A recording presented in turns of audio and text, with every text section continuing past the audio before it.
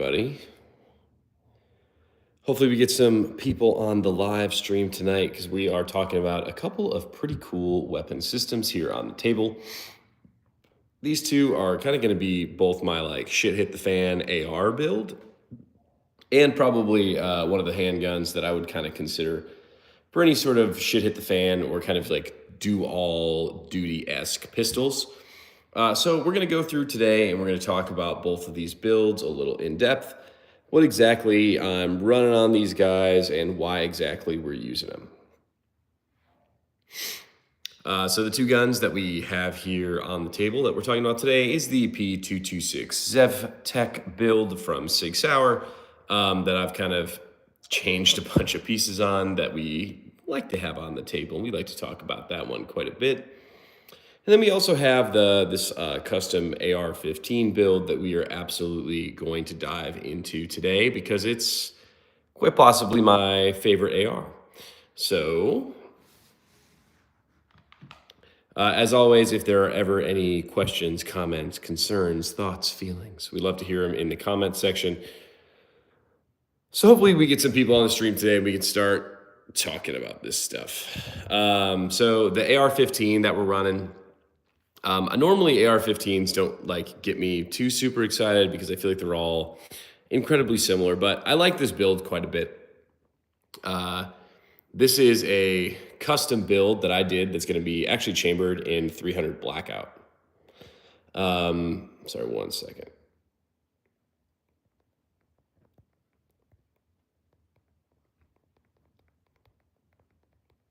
This one is running a suppressor here up front.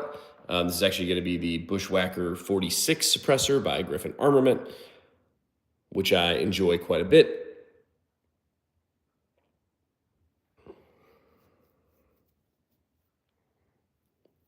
And kind of moving down on this one. So I'm rocking a 10.5 300 blackout, 10.5 inch 300 blackout barrel. Which obviously does very well suppressed for us. So I do kind of run this one essentially suppressed only.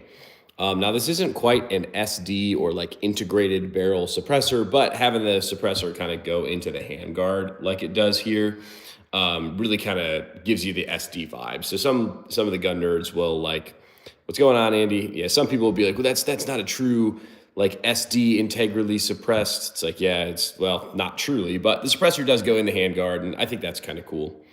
Hi to Andy, and Bubbles is asking, are those guns? Yes, they are guns. We're kind of going over one of the custom AR-15 builds I have in the collection, and one of the P226 ZevTech, one of the pretty cool handguns that I have in the collection too. What else would they be? Nerf guns? That's dangerous. Well, not too dangerous. What do I think about the IWI Zion 15? I like IWI. I think they got pretty high quality parts and products. So I am a big IWI fan. I think it's a solid platform. Mr. T says, what's up? Super Baby 2, Red Dot 1. Not sure. Modern Warfare 11, MW 11. What do you think? Pickles, what's up, man? We do have this kind of custom AR-15 build, and this is kind of like my shit hit the fan, do all AR-15 build. And I also do quite a bit of hunting with this one as well. So I figured it might be fun to kind of go through all the little parts and pieces and kind of chat a little bit about what they all are. Pickles, I'm not sure what that is, but you let me know. So we'll kind of do it front to back style here, and I'll just kind of go over a lot of the parts and pieces that I have. Like I said, starting up front, we are going to be rocking the Griffin Armament Bushwhacker 46 suppressor. I'm not going to say that this is the absolute love the safety markings. Oh, yeah. What is it? Safe space, triggered, and full lib turret is on this lower. So it's pretty cool. Yeah, so Griffin Armament 46 caliber suppressor up front. I do like this suppressor quite a bit. The Griffin Armament Bushwhacker 46 is pretty cool because it's kind of like a universal suppressor. It is actually like the first suppressor I bought because I was trying to just kind of do a one and done.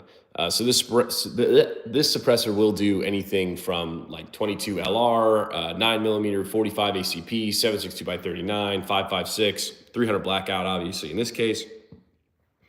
up through about 450 Bushmaster. So I do like the suppressor in a sense that you can pop it on and pop it off most all of your guns, which is a really cool fact. One second.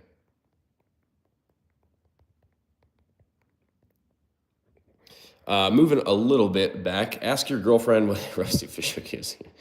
That's one bad. Mother Hubbard from Roy. Oh, it's Roy again. What's up, man? What do you use for home defense? This one. So this AR is usually in the home defense rotation. I'll kind of go through and explain kind of why.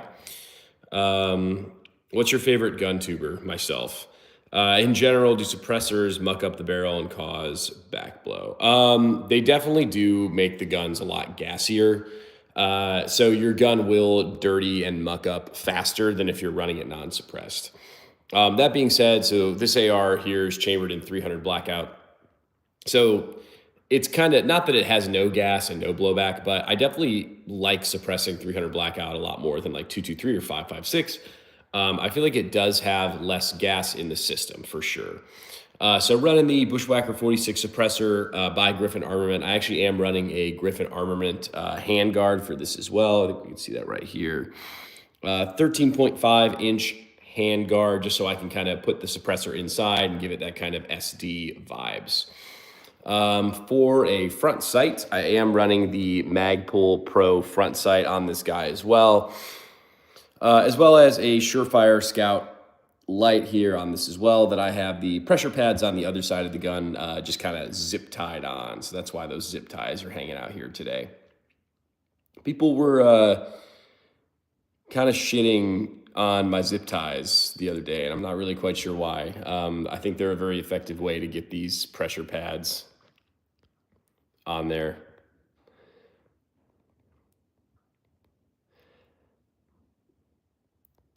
What's the difference between 223 and 300 blackout? Pickles, is that a real question?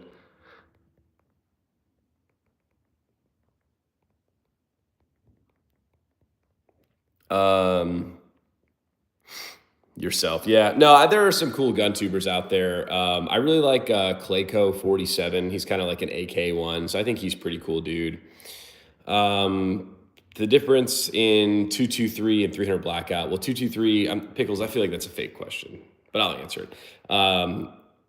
Rob says, I enjoyed your video that explains for standard home defense weapon, you may not want to pip it out and instead run a basic stock to keep accuracy and reliability intact. Well, I appreciate that. I thought that was a good thing to do. So this gun right here is kind of the gun that I used as an example in that video. Obviously, it's one of those things where if you can get your gun finely tuned to where it's going to be reliable, do it. But I know for this one specifically, like just when I added the comp, I had to change the recoil springs, and I changed the trigger and the hammer, and I changed a bunch of the internal springs, and it did decrease reliability. So definitely to be honest, like all of the EDC, like concealed carry guns I run, I don't do anything to them. Like my Glock 17, my P365, I don't do anything to them. In a sense of like, I don't really do many aftermarket upgrades at all, just so I can keep them like as reliable as I possibly can. So Pickles says, yeah, I want to know the difference in 223 and 300 blackout. It's the first time I've heard of 300 blackout. Okay. So 223 obviously is that kind of like 22 caliber round. 300 blackout was kind of developed essentially to be like a CQB style round and essentially replace the 9mm. So before everyone kind of had their short barreled 300 blackouts, everyone's running their short barreled PCCs, right? Like your MP5s and CZ Scorpions and all that shit. The 300 blackout is a 30 caliber round out of a 223 like casing, essentially. And the cool thing about that is you can essentially run any of your AR components with a 300 blackout, in a sense where the only thing that I would have to do to shoot 223 out of this gun is change the barrel. So the same mags, the same receivers, the same everything AR-15, except you just change the barrel. So that's really cool. I like 300 Blackout because it's a good hunting round and a pretty good self-defense round. It does have a little bit more of a recoil pattern than 223. I can't lie to you and say it doesn't, but 300 Blackout works a lot better suppressed, and it's a bigger 30 caliber round. I think this was, I don't know, Grantham, I remember, did some like ballistic testing. He did like is 300 Blackout worth it? And like they were like, no, it's not. And I kind of will disagree with that because they used a super short barrel length. I want to say they ran like a 5 or 7.5 inch barrel length for the 300 Blackout build. So when we're talking about shorter barrels, like just like how AKs in 7.62 by 39 do a little bit better out of shorter barrels ballistically, 300 Blackout will do better ballistically out of a shorter barrel than 223, right? So this is a 10.5 barrel length. If I put a 10.5 223 barrel length in, the 300 Blackout out of the same barrel length will perform better ballistically. It's also better for suppression because you can get subsonic 300 Blackout rounds to where it truly is like hearing safe to suppress 300 Blackout.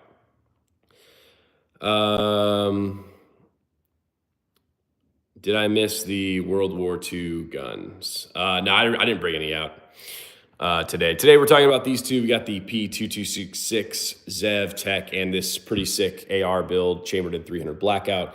I think I really haven't had this gun on the channel much, so I was just kind of going to go through today and talk about it. And this is kind of set up for like my shit hit the fan / home defense / hog hunting gun. Everyone will, I guess, I don't know. I posted this one video, like this is like my shit hit the fan gun, whatever. During the Alex Murdoch trial, they said he used 300 Blackout for hunting hogs. And that was the weapon he used to kill his wife and son, but they never found the weapon. I mean, they're super common, super easy to put together. If you have any sort of AR-15, like literally to change it from 223 to 300 Blackout, all you have to do is take off the handguard, put a 223 barrel in, and you're done. Like you don't have to change the bolt or absolutely any of the internals. Gotta camo that shit. No, I like it in black. I've gone hunting with this quite a bit of times. I don't know, for a true like shit hit the fan gun, I think I would make a couple of changes to this for sure. When will you do the musket and the World War II guns? Whenever you want, really. Let me know. We'll bring them out. Would you use 10 millimeter for home defense? Yeah, I mean, I think that's a great round. I wouldn't use anything smaller than 9 mil for home defense. I think it's kind of one of those things where whatever you feel most comfortable with, right? I feel very comfortable with this AR and 300 Blackout. So I have this and just my Glock 17 usually on the nightstand. These two guns are usually on the nightstand just to like, I'm comfortable with them. They do good ballistically. I have a lot of rounds through them. 10 millimeter is absolutely reasonable for a home defense caliber for sure, as long as you feel confident that you can like manage the weapon system. I've shot I think it's the P229, maybe, I don't know, whatever. It's whatever Sig Sauer's 10 millimeter gun is. And it really didn't have a bad recoil pattern. So I feel like you could definitely be like very proficient with that if you needed to be. 6.8 Blackout is the ultimate subsonic rifle round. I don't disagree. But it's one of those things where just cost per round. I mean, to me, I kind of hate even buying the 300 Blackout. So to have like a even more costly round, it is better for sure. But 300 Blackout, in my opinion, has become a little bit more prevalent. So it's a little bit less costly, but the 6.8 is, or 8.6, whatever. Everyone's a little bit, dyslexic, is always a good round. Do you like a 308 with a 10x scope? Yeah, I love 308. 308 and 30-06 are two incredibly fun cartridges to shoot. Yeah, definitely makes sense to have a magnified optic.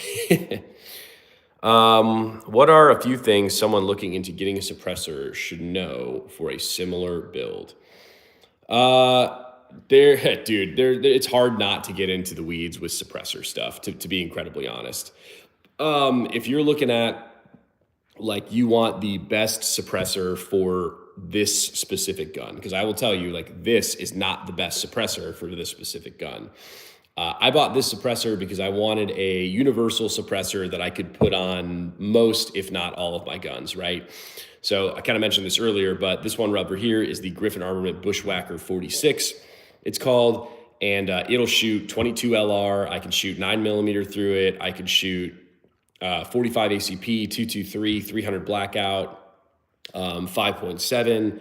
I could shoot 308. I could shoot 30-06. So this suppressor, I kind of bought it as my first suppressor, and I just wanted something that I could put on essentially like all of the guns in the collection, because I do like, I don't know, I like to switch things up. I like to change out parts and pieces. I like to switch the suppressors. So if you wanted like, what is the best suppressor for this specific gun? So this one would be a 30 caliber gun. I would get some sort of flow through 30 caliber suppressor. I know a lot of people that, like, even if they have a 223, because right, that's a 22 caliber gun, they'll still get the 30 caliber suppressor, so they could, if they wanted to shoot 300 blackout, they kind of could.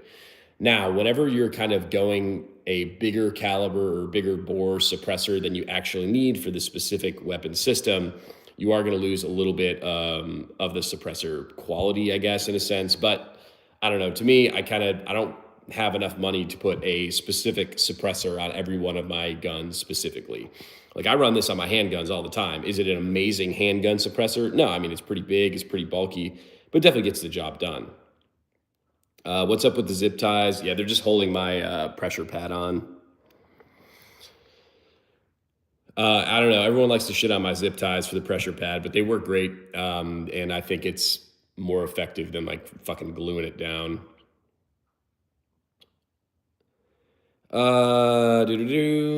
Straight black lines stick out to the human eye because they don't occur naturally. I had no desire to camo mine until I learned that. Yeah, I have a couple of other camoed guns that I'd use, I think, in a little bit more of that sense. But I don't know. I like this one in black. I don't care. I mean, it would take me 10 seconds to rattle can it. I feel like a lot of people's rattle can jobs look a little meh. Not that yours does. I like black. I'm a little bit partial to it. I've rattle canned a couple of guns, and I have a couple of ARs that are all like spray painted and shit. That if I was going for like, camo, I'd go for those.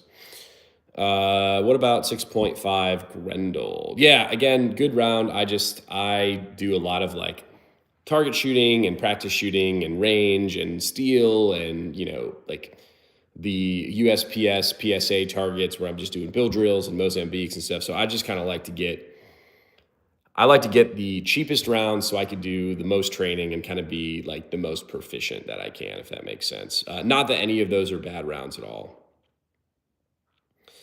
Are suppressors not married to the serial on the firearm? No. So, I mean, you can take the suppressor off. Like, I've had that suppressor on this gun before. The suppressors are serialized, but they're not connected to a specific gun. So you could take that suppressor off this gun and put it on any other gun.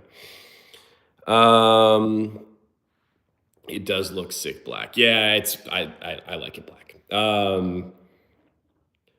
Yeah, fake leaves for Dollar Tree from Camo. He's asking about tips for spray painting guns. Yeah, that's a good one, man. I like the leafy looking ones. I don't really like I think Garantha maybe had a whatever tutorial, and he used like a laundry bag, and it kind of gave it more of like a diamondy texture. I would use leaves. I would go out and get like some leaves or sticks or something just from the yard.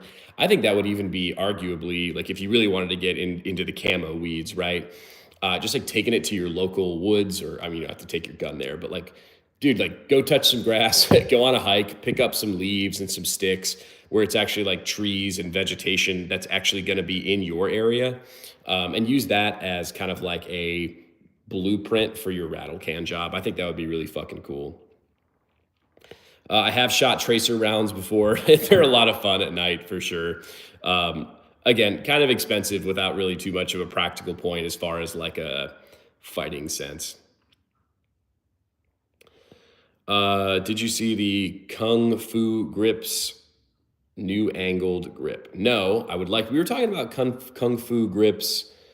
I think we were talking about the pistol grips though. I didn't think we were talking about the angled grips.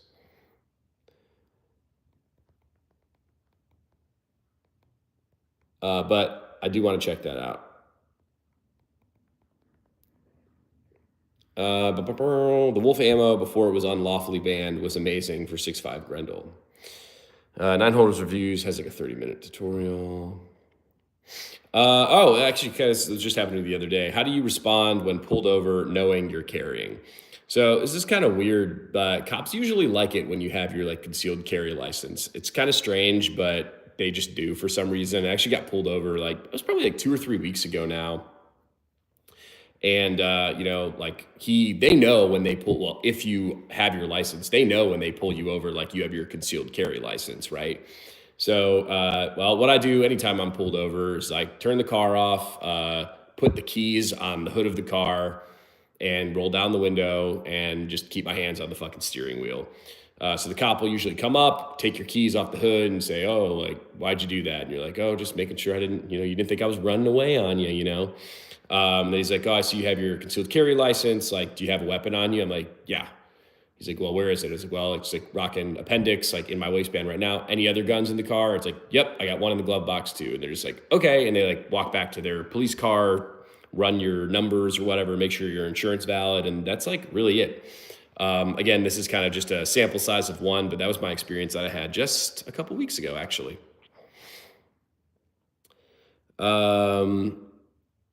Opinion on the Ruger RMX.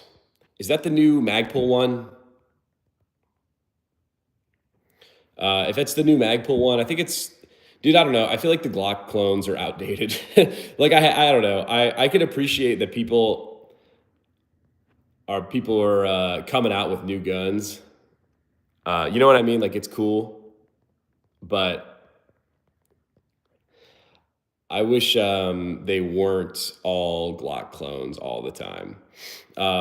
It's a cool. I don't know. I kind of think it's an ugly gun personally, but I'm sure it shoots great. Ruger is a good brand. Magpul's always solid, so I'm sure it's going to be a good gun. So I feel like it'd be one of those things where like, if that gun in particular tickles your fancy, go for it.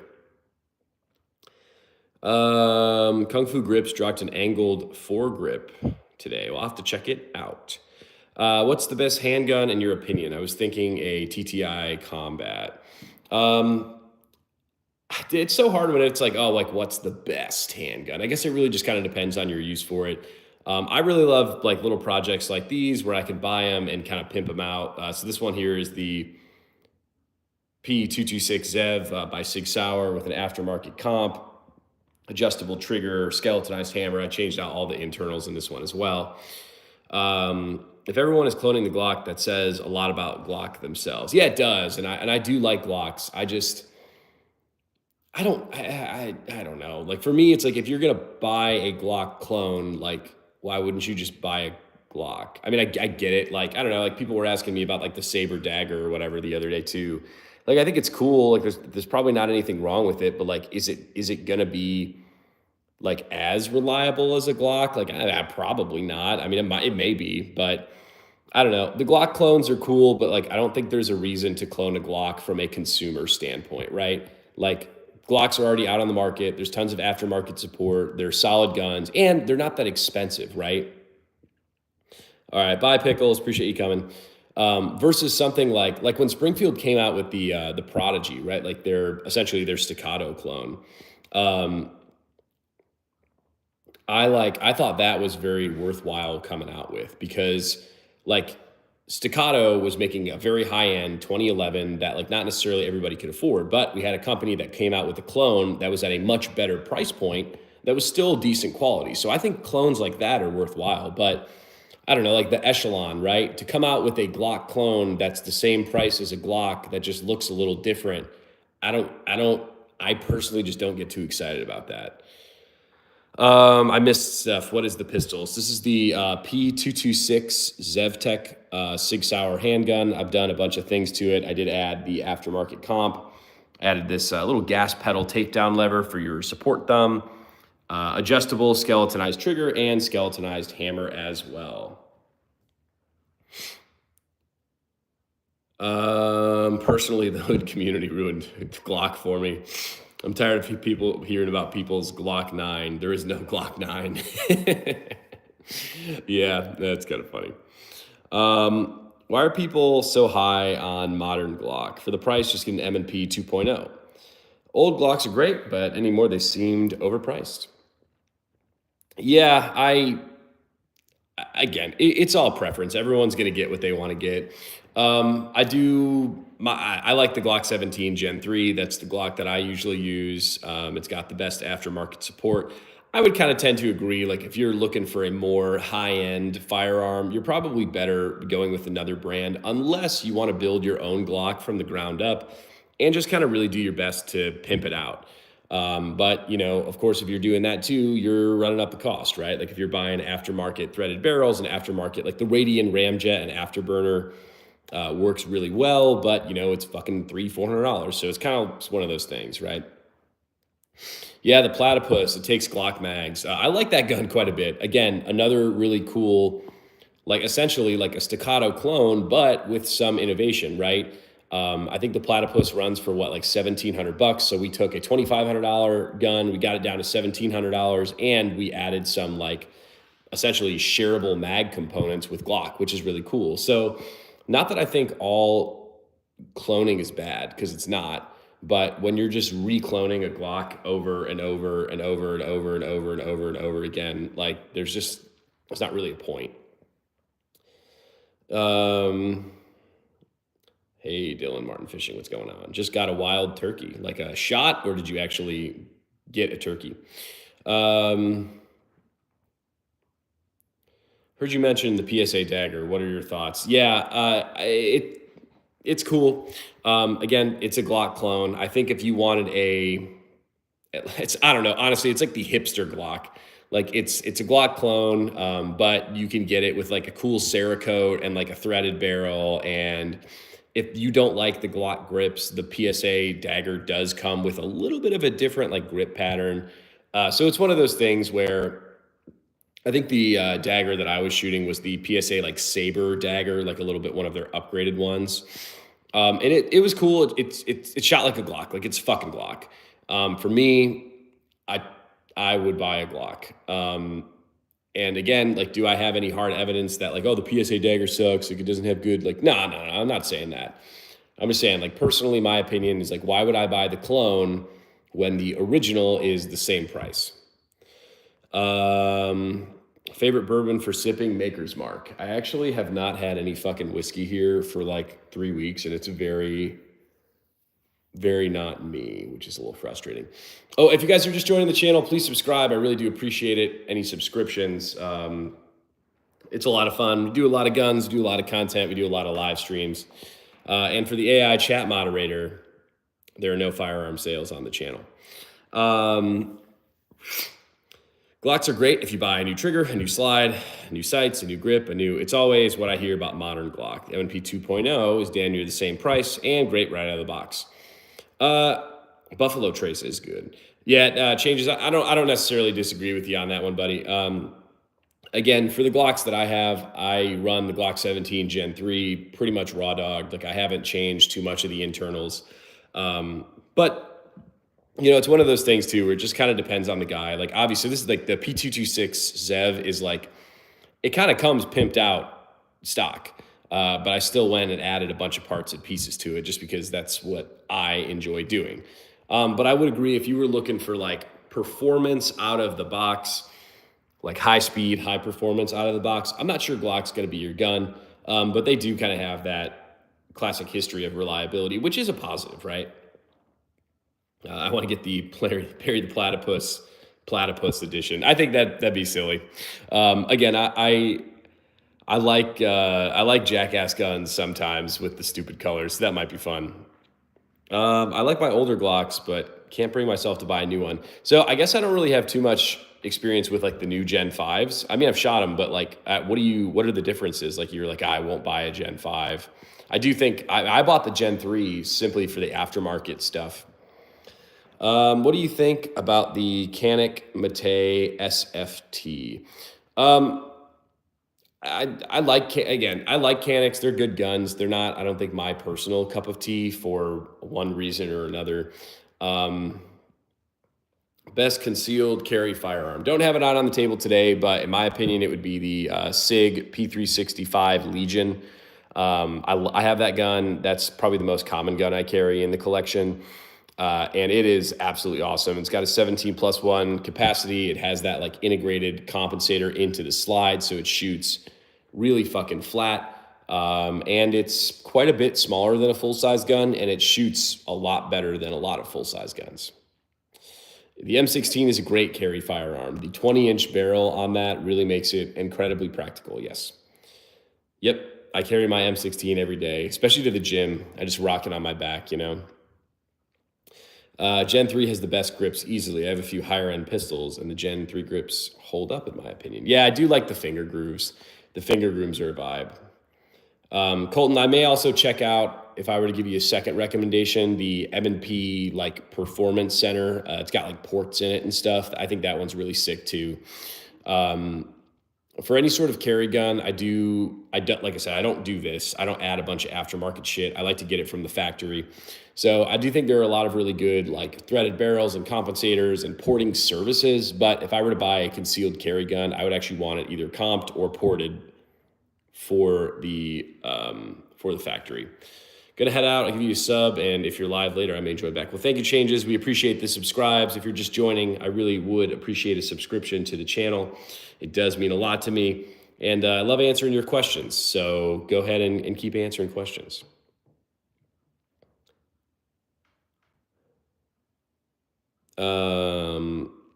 There's no difference between the dagger and the Glock, though, question mark. No upgrades or improvements. It's PSA. Given that, I would think that you're getting a better product for the same money. I mean, upgrades in a sense of like the grip's a little better. I think the Saber one might come. I know it comes with a threaded barrel. It might come with a magwell. Aside from that, I'm not really quite sure what the other differences are, if I'm being incredibly honest. I'd look into it. I mean, it'll tell you everything on their website. I don't know. I think they kind of, I don't know. It's fucking Glock clone. If you're going to buy a clone, buy the Glock. You're not going to have to sit here and question the reliability of it. Same thing with the echelons. Like, I don't know. I did that video just to kind of give everyone something to think about, you know, before buying the echelon, right? And everyone lost their minds. Like, no, the echelon's amazing. It's better than Glock. And it's like, well, I mean, it just came out, so you can't tell me that an echelon is going to be, like the echelon 4.0C is going to be more reliable than a Glock 19, because like you don't know that. And you could make that argument for any new gun, but like, again, why would I buy a clone when I can just buy the real fucking thing? I don't. Well, so it's the same cost. Like, I guess you could get a PSA dagger, like the base model, a little bit cheaper, but like, I don't know, unless you're really balling on a budget, like I think the daggers are going to be like $350. Like fucking you could buy a used Glock Gen 17 or Gen 3, like used Glock 17 Gen 3 for like $300. So like, I'd rather do that personally. Again, I'm not shitting on the Saber, but I wouldn't go out of my way to buy one personally. Is open carry a bit FUD? Yeah, probably, but fuck it.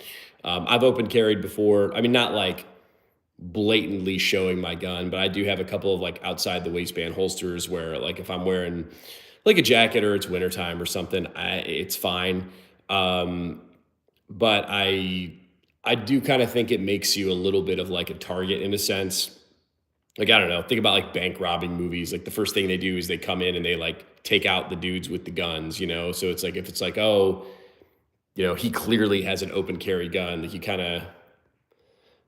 of do make yourself a little bit of a target. That being said, I have done it before.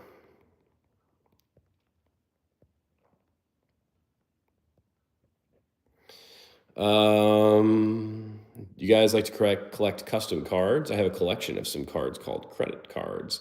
You should use those credit cards to buy more guns.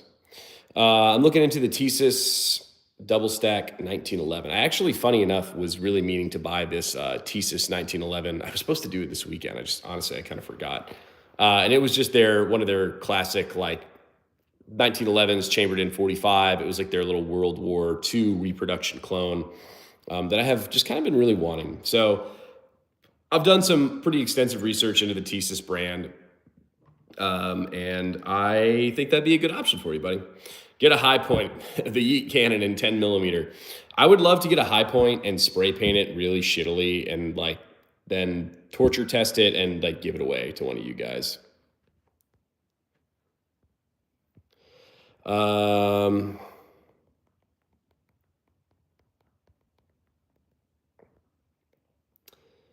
What do you think about the Olight compared to the Streamlight? I like Streamlights quite a bit. So this one is a Surefire Scout, but on my kind of end of the world shit hit the fan AK build, I am running the, all right, this one's a mouthful.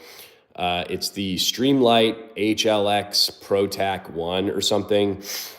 Basically, it was $100. It came with the pressure pad, the button pad. It's got a battery that's rechargeable, which I thought was really cool. So that's why I kind of ended up with that one. These Surefires, I don't have the rechargeable batteries, so it kind of sucks to change out these fucking Surefire lights all the time. I would probably go Streamlight over Olight, if I'm being honest. I don't think they cost that much more different, and I think Streamlight works a little bit better.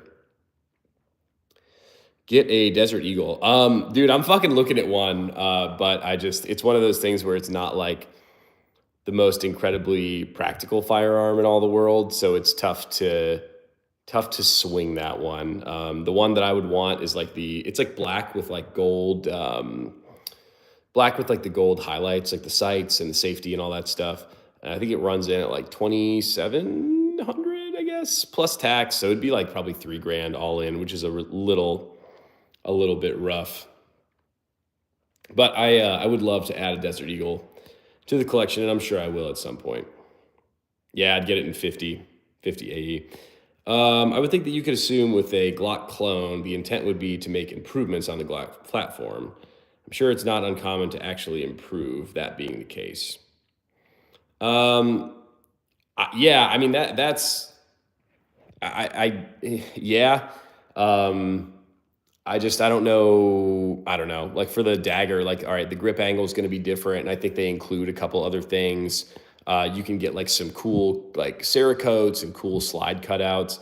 But as far as like true upgrades to the internal functions of the gun, I'm not really sure what they are, if there are any. And again, I haven't really researched the dagger to that extent, but I don't know. It's a clone. It's a Glock clone. I'm not really a Glock fanboy. I actually do prefer like my SIGs and my 2011s over my Glock for sure. But I do say I'm very comfortable with the Glock 17, and I know it's going to work. So I do feel very like comfortable and confident with that as a nightstand gun. Now, can I outshoot that Glock with this SIG here? Yeah, every fucking day of the week. So it's one of those things where I'm not really like a fan of one platform over another. I just think they all kind of have their different roles and different like purposes. If I wanted the most reliable handgun in the collection, yeah, I'd grab the Glock 17. If I wanted the fastest shooting, I mean, I'd grab either this or my like 2011 build. Don't let your buddies shoot all of your ammo if you buy a Deagle, because they're what, like, it's like $2 a round or something crazy like that, I had thought, for 50 AE. Get a Luger in 10 millimeter. Lugerman makes them for like 5K. I don't really think I want to spend 5K on a gun at this point. That quick hatch, that little shorty AK that I always bring on the channel was like fucking it was between $3,000 and $4,000, and that one was a little bit tough to swallow for sure. What do you think of the Maverick 88? I don't have any true hands-on experience with this, but I haven't heard anything bad about it. Do you have any 10 millimeters? I do, but not at this house. I do have some, but they're not here. Preferred AR manufacturer. I like to build all my ARs by myself. So this one is built completely from the ground up. I want to say it's like a Spikes tactical lower. I want to say maybe an Aero Precision upper receiver and bolt, Griffin armament barrel, Griffin armament handguard, Magpul furniture. I actually got a Franklin Armory binary trigger on this one as well.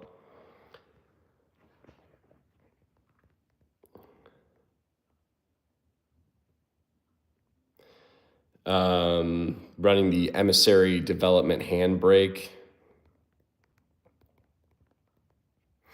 Up front, I have a Surefire Scout Light, the Bushwhacker 46 Suppressor. I am running the Magpul Pro front and rear sights. We got the HoloSun 3X magnifier along with the HoloSun AMES on this one too. If you guys are just joining the stream, we appreciate you being here. If you could subscribe to the channel, I would really appreciate it. Favorite Glock. So I have two Glock 17 Gen 3s. If I were to do it again, I would buy the Glock 47 so I could switch out the slide. So the Glock 47 is essentially a full-size Glock frame that you could fit a Glock 17 slide or a Glock 19 slide. So it's kind of like a Glock 45, Glock 17 hybrid. So either the Glock 45 or the Glock 17, I guess would be my short answer. I do not do well with subcompact guns.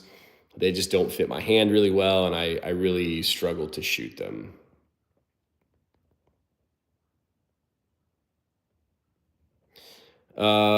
Six arc is fun.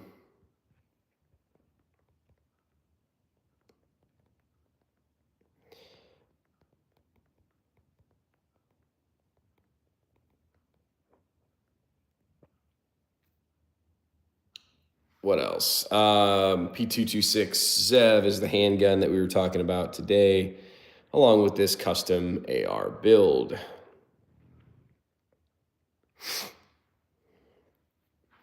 I do actually really like this hand stop. I'm usually not a super huge fan of hand stops over like vertical grips because I do love me my vertical grips, but this one does a pretty good job. It really gives your hand a good position on the gun and can still, like, I like it for this gun because I know exactly where to stop so I can actuate my light and the pressure pad and all that stuff. Oh, the one other piece I didn't mention on this, I do have, I don't know if it'll let me flip the camera. I do have a ambi charging handle on this one as well.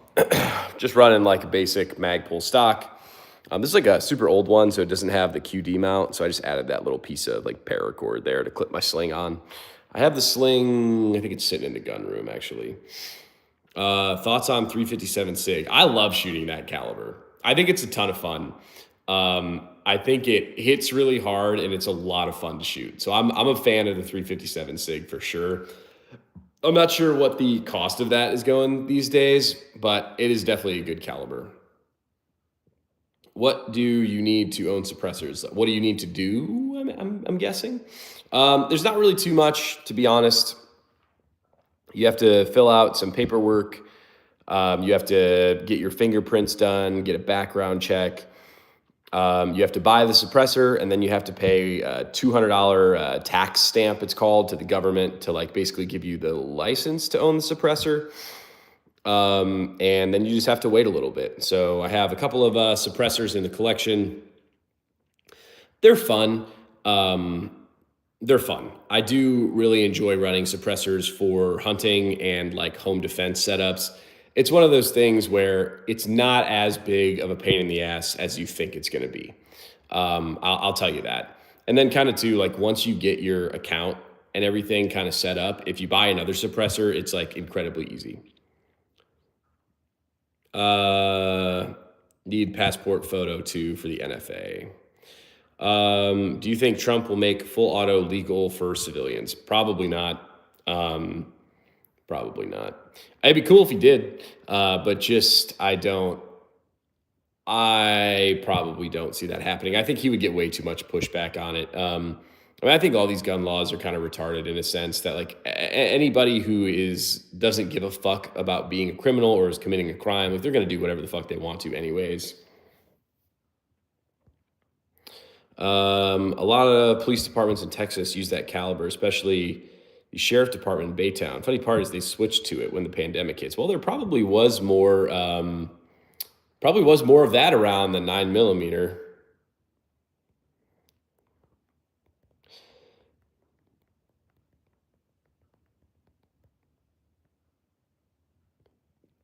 But yeah, 357 SIG is fun to shoot. That's why I like a little bit of a heavier hitting round. Like that's why this AR has got a 10.5-inch barrel chambered in that 300 blackout. I don't know. To me, just shooting the 30 cal guns feels a little bit more natural. I'm not like quite sure why. It's kind of fun because whenever I end up picking up like a 223 AR, it just feels like I'm shooting absolutely nothing. Just straight up shooting fairy dust out of the end because it is so fucking low recoiling. Brandon Herrera for ATF. Is that like actually a thing? I think I've heard like some things about that, but I don't know if it was like actually going to happen and manifest.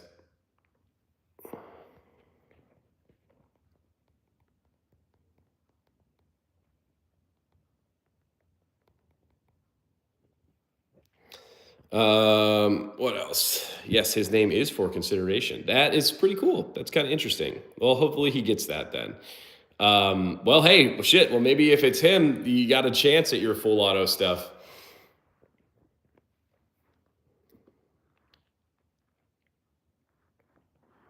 Ugh.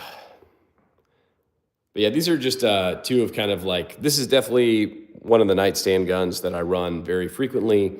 I do run this SIG P26 on the nightstand as well. Dario says wonderful stuff. Thank you. Subscribe to the channel to see more wonderful stuff. There's plenty of wonderful things. And I'm always curious, like if you guys want to hear me talk about something or chat about something or make a video on it, I'll do it, man.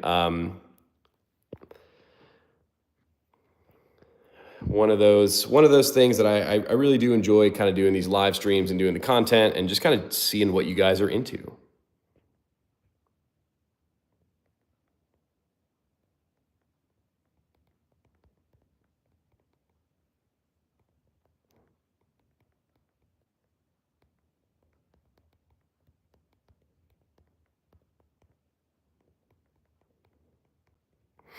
Wonderful. Hello. Can you say, I don't know if that's like a bad word in Spanish or something. I don't know. Classic Defense is a Fed. What's up, Classic Defense? How about make the AR-15 from GTA 5? Okay, I'm not really a big GTA dude, but I'll have to look that up specifically. I do like doing new builds. I'm probably gonna do like a how to build an AR-15 series. I think that would be a lot of fun.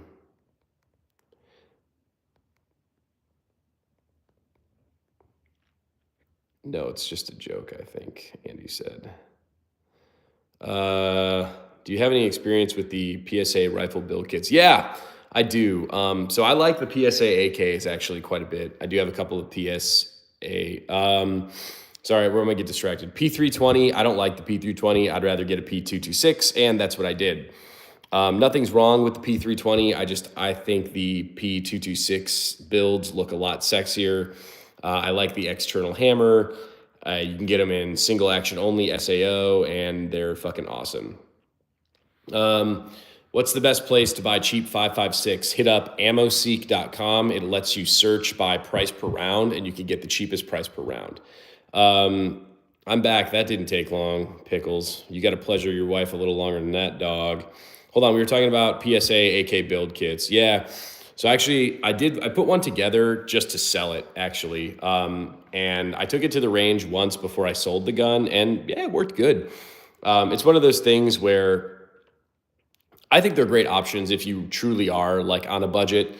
Like you could, I don't know, let's say my budget for a gun build is like $1,000. You could get a fully assembled like parts kit and barrel and upper and shit from PSA for probably about $500. Then you should buy like a $200, $300 mag, like optic, or maybe optic and magnifier. And that leaves you like another couple $100. Go buy some rounds. So I do think for people on a budget, they're great options. Are there higher quality ARs? Yeah, but like, here's the thing, man. There's always higher quality guns. Like I have some high quality shit. And that's not me bragging, like I did waste a bunch of money on this, but like there are still higher quality guns. There's always a more expensive gun that you could have. I can go buy the Terran Tactical Pit Viper for $8,000 for no fucking reason. Like there's always a higher quality gun. So I do think that the PSA build kits are worthwhile. And especially with ARs, like, I don't know. I don't mind buying a shitty AR because if there's a piece that shits out on it, you could always just replace it. Like it's very easy to replace these kits. Official Ammo Alchemist, what's up, dog? American chocolate can be 60% insect. Good old FDA. Okay. I'm in the process of building my first AR from PSA. I have the lower, still trying to figure out what barrel to get. Are you building it in 5.56?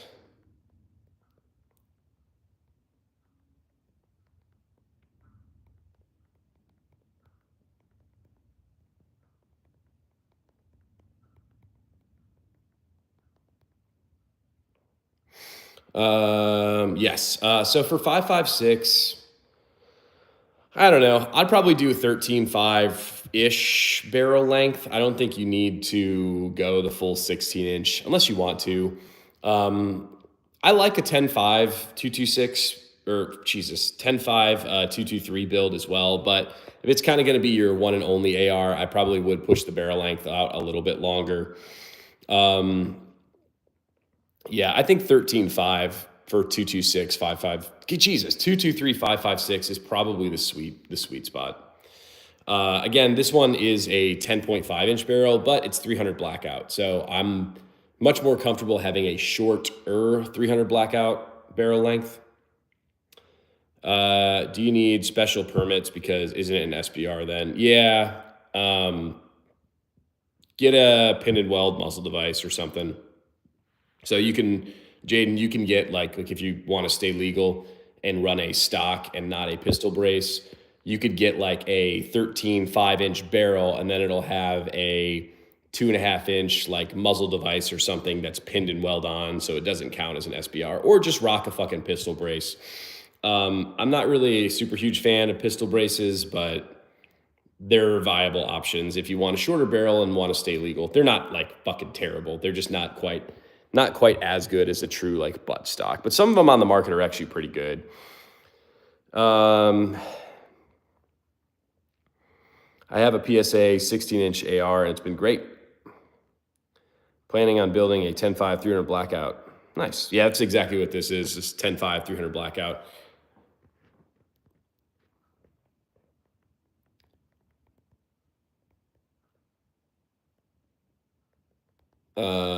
What else? Sorry, these failing these fucking text messages all day. Work is just non-fucking stop, dude, for no fucking reason. Yeah, I love 300 blackout. It's a good time. Dyno Precision has a 3.5-inch flash hider that can be pinned and welded. It looks great, man. Thank you. My buddy was going to sell me a rifle upper, but it's in 7.62. He said it would work, but I haven't heard of that. No. If you're getting a 7.62 by 39 AR, you're going to need a different lower and different mags and all that shit. If it's 7.62 NATO, he has an AR-10, and you're going to need different shit anyways. When did you start getting into guns? I'm almost 50 and only recently started. Bought my first gun in October, and I already have a fourth. Yeah, it does seem to spiral. I mean, I kind of always grew up with guns. I mean, I started shooting when I was like 4, I think. We started hunting and shooting and stuff. So I've been around guns and hunting like for a very long time. I would say like as far as the tactical stuff, I'd shot ARs, I'd shot AKs, but I really started kind of getting into the weeds, I'd say like 2019, so about 4 or 5 years ago.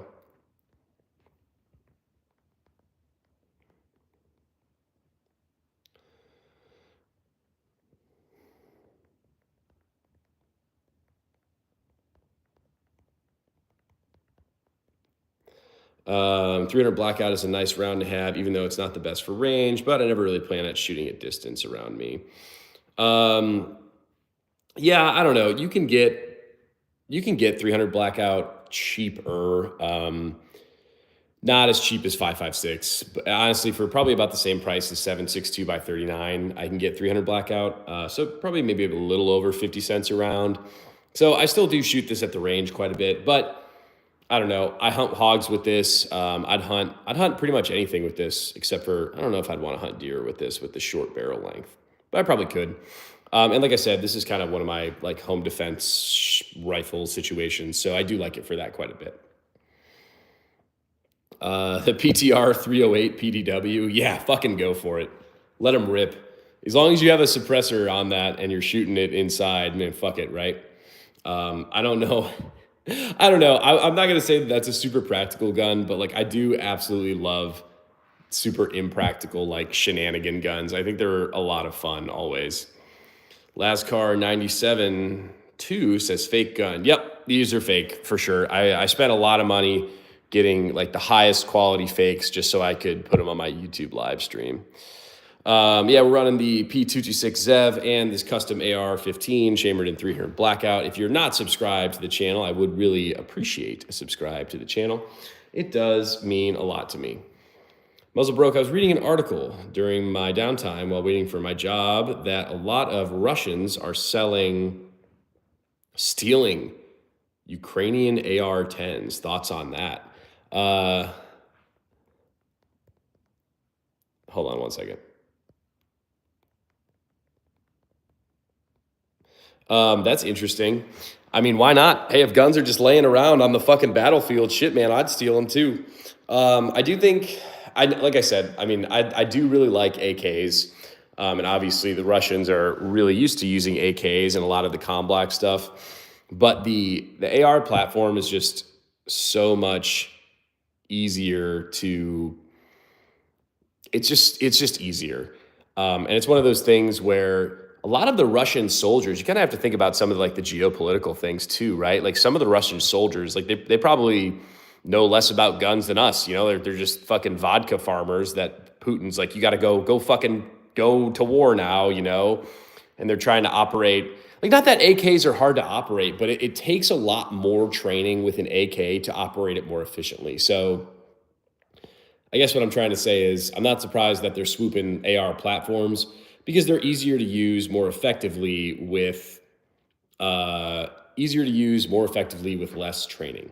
Gabby says an automatic flashbang dispenser. Yeah. Well, dude, that shorty AK that I have on the channel too is absolutely an automatic flashbang dispenser too.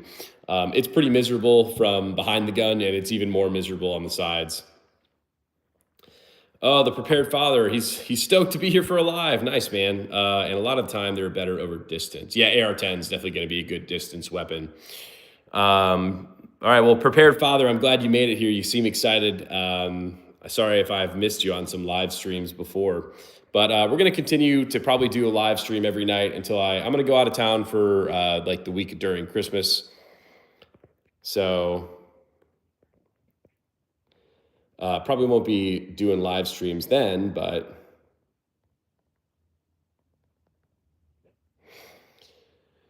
do you own an FRT? So I don't know if FRTs at this point in time are legal or not, or if they will be legal in the future.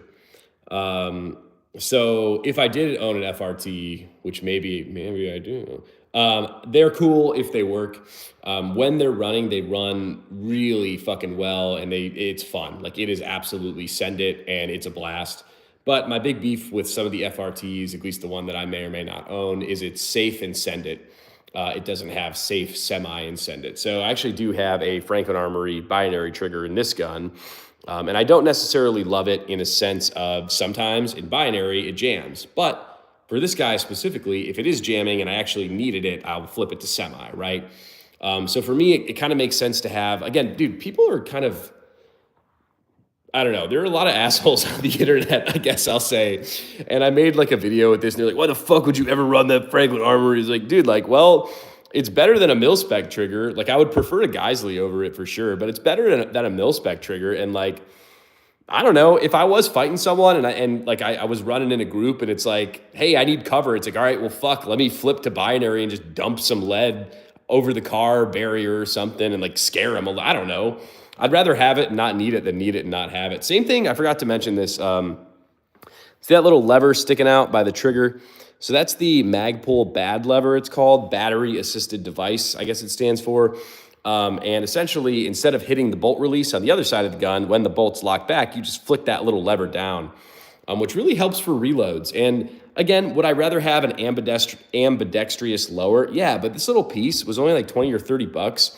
And it works incredibly well for ambi reloads. So I don't know. Fuck the haters. I did let some guy in the comments get a little bit under my skin today on one of the videos I posted. And I kind of was like, I was just pissed off about work shit. And I was fighting him like a little girl in the comments. I think if anyone talks enough shit, I'm just going to be like, yo, I'll fly you out and just beat the shit out of you on a live stream. I don't know if you guys would enjoy watching that, but I certainly would enjoy doing it. Yeah, I just got into your channel over the past week, and Merry Christmas, brother. Well, Merry Christmas to you, and I appreciate you tuning into the channel. If y'all are just tuning in, I do really appreciate any sort of subscribes to the channel. Really gets my dick hard, and it's one little mini step closer for me to be able to quit my job. I got a noob question. What's your opinion on the Diamondback DB15? I actually don't have too many experience with that, sir, so I apologize, Mr. Mike Reese. In fact, I just came across your channel after I dropped my 11.5 build video. Oh, you have a channel as well. Okay, I'll have to check it out, dog. If you want to do a live stream together, Prepared Father, let me know. I'd be happy to have you on, or you could have me on, or whatever the fuck we want to do. I love having other gun-tubey people on the lives with me. It's a lot of fun. I kind of get sick of sounding like a maniac talking to myself all fucking day. Get a noob tube. I did look actually at getting an underbarrel shotgun, but I kind of forgot about it. The DB15 is an amazing rifle for the price. Great barrel, really solid lower. I think it's chrome line barrel too. Yesterday I shot a binary MP5 suppressed from Franklin Armory. Dude, when they work, man. When the binary triggers, when you can get them to run and you're sitting there and just like it's fucking fun. But like to have a $300 trigger that works sometimes in binary, it's kind of like, God damn it. Like I'd rather just have a Geisley trigger, but when they work, they're a lot of fun, man. I love the Echo trigger more than the Franklin Armored binary trigger because I can have the hammer down and put it on safe. And to me, that means a lot more than the binary function. Okay, I thought for Franklin Armory, I know you can cancel the second shot. I'm not sure if you're talking about something different. Because I can have the hammer down and put it on safe. Huh. Yeah, the FRT in a PCC is an absolute blast, but boy, don't shoot it in a 4K rifle or PCC because it wears the fuck out of your parts. Yes. I shot the shit. It was actually one of the kind of the old school AR I had on the channel, I think yesterday. Yeah, that barrel's just fucked anyway, so just fuck it. Because I've shot like one of the 22 conversion kits out of that, and I've shot the like FRTs and stuff. So like that barrel's just seen better days. All good, man. Prep Father made me feel good about it. Yeah, good. Get a flashbang. You definitely can get some like airsoft flashbangs. There's a couple of videos on them that, I don't know, they look kind of cool. They're not obviously as good as like police or military quality, but something you could add to your kit if you really wanted to super nerd out, I guess. Yes, sir. That's why I got into YouTube, meet people like you and other bros I've met on here where I work. They just don't get hard over dope-ass builds and shooting skills like I do. Well, good, man. Well, yeah, dude, I have my email on my page, or I'll hunt your email or Instagram down off your page, and we'll connect, and we'll get it popping. I'll have to check out your channel. For a flashbang, you just need a pyrotechnic license. Let's just do like a can of spray paint and a lighter and just make our own little ghetto flamethrowers. I'll send an email, brah. Cool, man. I check my emails frequently is where I was going with that. But cool. Well, nice. I'm glad we can make another friend, because I usually have John from, it sounds like some Juggalo shit. What does? Oh, with the flamethrower. Yeah. That would be a cool collab with two different gun YouTubers. Yeah, well, we had official Ammo Alchemist on the channel. I think yesterday he popped on for a minute on the live stream. So we're definitely going to try and do some more with him, and hopefully this Prepared Father tuber. And I think there was one other one that I emailed, but he never emailed me back, which is cool. I should have to make the binary function work even better. Look at the MBell 556. You can get a Andro Corp AR for around $370, which I think is a pretty good deal compared to PSA. Ballistic Advantage Arrow, but the same BCG's Arrow Precision. Interesting. That's cool. I'm always on the lookout to hunt for a good crappy deal. I don't know why that happened, but I meant to say is look at the M-Bell videos over the binary trigger, because that helped me tune mine to the point of being 900 rounds per minute machine. I don't know, man. Yeah, I'll check out the videos, but I've changed the buffer, I've changed the springs. I didn't know what else to do.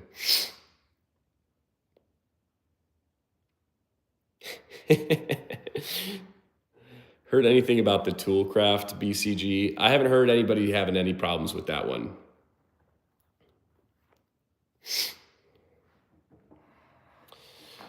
All right, if you guys are just tuning on to the stream, appreciate you being here. If you could subscribe to the channel, I would really appreciate it. We're still working to build a rip.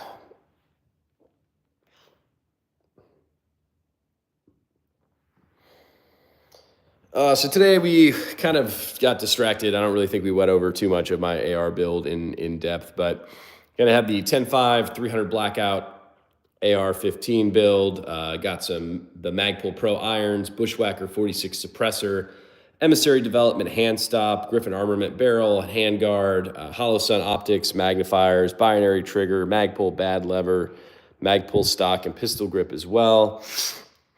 And we are also running the P226 Sev by Sig Sauer out on the table here. Probably my favorite handgun at the moment, just because I think it's an absolute fucking vibe. I am probably about to rock out for the evening, but I appreciate everybody joining. If you enjoyed this session, please subscribe to the channel. Prepared Father, shoot me an email. We'll connect. We'll get a live popping later on this week. I'm very much so looking forward to that because I love chit-chatting with new people. Yeah, dude, P226 is sick. But all right, Prepared Father, be out on the lookout for a live stream from us. Y'all have an awesome night, and I will see you on a live stream tomorrow. Check you later.